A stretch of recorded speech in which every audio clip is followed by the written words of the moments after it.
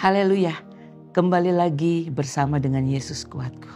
Sebentar kita akan mendengarkan kebenaran dari firman Tuhan. Mari sebelumnya kita berdoa. Bapa di sorga, terima kasih untuk hari ini lagi Tuhan. Kami boleh menikmati sesuatu yang baru yang daripadamu Tuhan.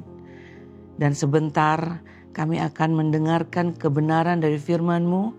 Biarlah firman Tuhan yang saat kami dengar nanti Tuhan, boleh kami mengerti Tuhan. Dan terlebih lagi kami boleh lakukan dalam kehidupan kami sehari lepas sehari. Terima kasih Bapa, kami bersyukur kami mau terima berkat firman Tuhan ini.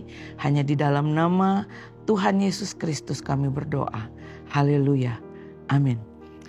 Puji Tuhan, tema pada hari ini adalah worthy atau layak. Terdapat di dalam Efesus pasal 2 ayat 4-5. Tetapi Allah yang kaya dengan rahmat oleh karena kasih-Nya yang besar yang dilimpahkannya kepada kita, telah menghidupkan kita bersama-sama dengan Kristus. Sekalipun kita telah mati oleh kesalahan-kesalahan kita, oleh kasih karunia kamu diselamatkan. Puji Tuhan, ada suatu peristiwa yang besar kurang lebih 2000 tahun yang lalu yang membuat saya dan saudara diselamatkan. Puji Tuhan. Sehingga kita yang harusnya dihukum oleh karena pelanggaran dan dosa-dosa kita, harusnya kita yang menanggung semuanya itu. Tetapi ada satu pribadi yang mau menanggung semuanya. Karena kasih-Nya begitu besar dalam kehidupan kita. Karena kasih-Nya yang begitu luar biasa. Sehingga Dia rela mati di kayu salib untuk saya dan saudara. Sehingga kita terbebas dari belenggu dosa. Sehingga kita terbebas dari hukuman yang kekal. Allah yang datang ke dalam dunia ini menjadi manusia. Dia adalah Tuhan Yesus Kristus. Yohanes 3 ayat 16 katakan, karena begitu besar kasih Allah akan dunia ini, sehingga Ia telah mengaruniakan anaknya yang tunggal. Supaya setiap orang, setiap kita yang percaya kepadanya tidak binasa, melainkan beroleh kehidupan yang kekal. Sehingga saya dan saudara dilayakkan oleh Tuhan. Puji Tuhan. Dan kata layak di sini yaitu kita pantas, kita patut, kita mulia, terhormat. Mungkin kita mengingat cerita mengenai anak yang hilang dalam Lukas pasal 15 ayat 11 sampai 32. Anak yang bungsu ini meminta harta yang menjadi bagiannya. Lalu dia pergi ke negeri yang sangat jauh. Dia menghabiskan hartanya, memboroskan hartanya dengan berfoya-foya. Dan suatu hari ada kelaparan yang sangat besar. Dan akhirnya dia harus bekerja. Dia bekerja saat itu di kandang babi. Pada saat itu dia sangat kelaparan. Sehingga dia menginginkan memakan dari makanan ampas babi itu. Tapi itu pun dia tidak mendapatkannya. Suatu kali dia mengingat bapaknya. Kalau orang upahan bapaknya saja memiliki makanan yang berlimpah-limpah. Sedangkan dia saat itu kelaparan.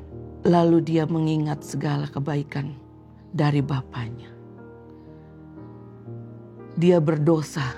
Dia merasa berdosa kepada bapaknya. Dia merasa bersalah kepada bapaknya. Lalu dia bangkit dan ingin kembali ke bapaknya. Lalu dia pergi dan dia kembali kepada bapaknya.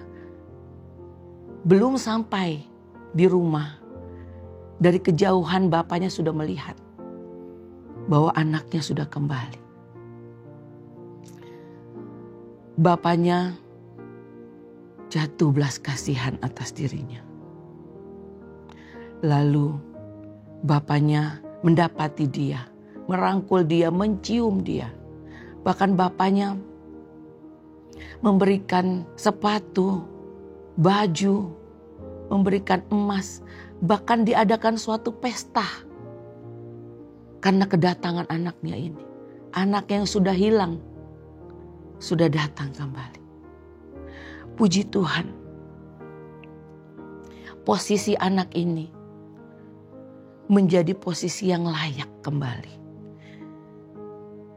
Posisi yang terhormat.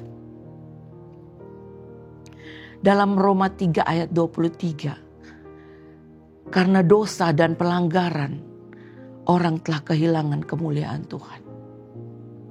Di dalam ayat 24-nya dalam Roma pasal 3, dan oleh karena kasih karunia, kita dibenarkan dengan cuma-cuma oleh penebusan di dalam Kristus Yesus. Dan puji Tuhan, ada suatu karya yang luar biasa yang Tuhan kerjakan untuk saya dan saudara, sehingga kita layak di hadapan Tuhan. Ibrani 12 ayat 1-2. Karena kita mempunyai banyak saksi bagaikan awan yang mengelilingi kita, marilah kita menanggalkan semua beban dan dosa yang begitu merintangi kita, dan berlomba dengan tekun dalam perlombaan yang diwajibkan bagi kita. Marilah kita melakukannya dengan mata yang tertuju kepada Yesus, yang memimpin kita dalam iman dan yang membawa iman kita itu kepada kesempurnaan, yang dengan mengabaikan kehinaan tekun memikul salib, ganti sukacita yang disediakan bagi Dia yang sekarang duduk di sebelah kanan tahta Allah. Puji Tuhan, kalau saat ini kita melihat kehidupan kita, kalau kita hidup dalam dosa dan belum menerima keselamatan saat ini, mari datang kepada Tuhan. Saya ajak kita semua untuk datang kepada Tuhan, merendahkan diri supaya kita dilayakkan. Mari kita berdoa. Haleluya. Bapa di sorga, saat ini Tuhan, kami bersyukur kalau Engkau sudah melayakkan kami Tuhan.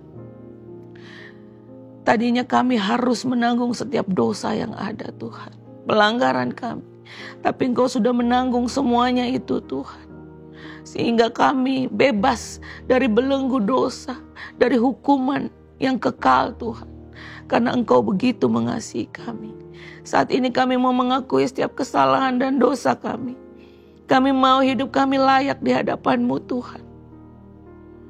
Kami mau Tuhan supaya kehidupan kami Tuhan boleh menjadi berkat juga bagi orang banyak Tuhan. Terima kasih Bapa yang baik. Kami serahkan semuanya ke dalam tangan-Mu Tuhan. Pembacaan firman Tuhan ini, sehingga setiap kami Tuhan boleh mengerti Tuhan, dan boleh melakukannya Tuhan dalam hidup kami, pribadi lepas pribadi. Kami berdoa juga Tuhan untuk sepanjang hari ini Tuhan. Biarlah Engkau terus bekerja dalam kehidupan setiap umat-Mu. Biarlah Tuhan menyatakan kuasa-Mu dalam kehidupan umat. Engkau yang memberkati pekerjaan apapun yang dilakukan Tuhan. Engkau yang membuat berhasil. Terima kasih Bapa yang baik. Kami bersyukur, kami berdoa, kami alaskan doa ini dalam satu nama yang berkuasa, yaitu di dalam nama Tuhan Yesus Kristus. Haleluya. Amin. Puji Tuhan. Bersama Yesus aku kuat.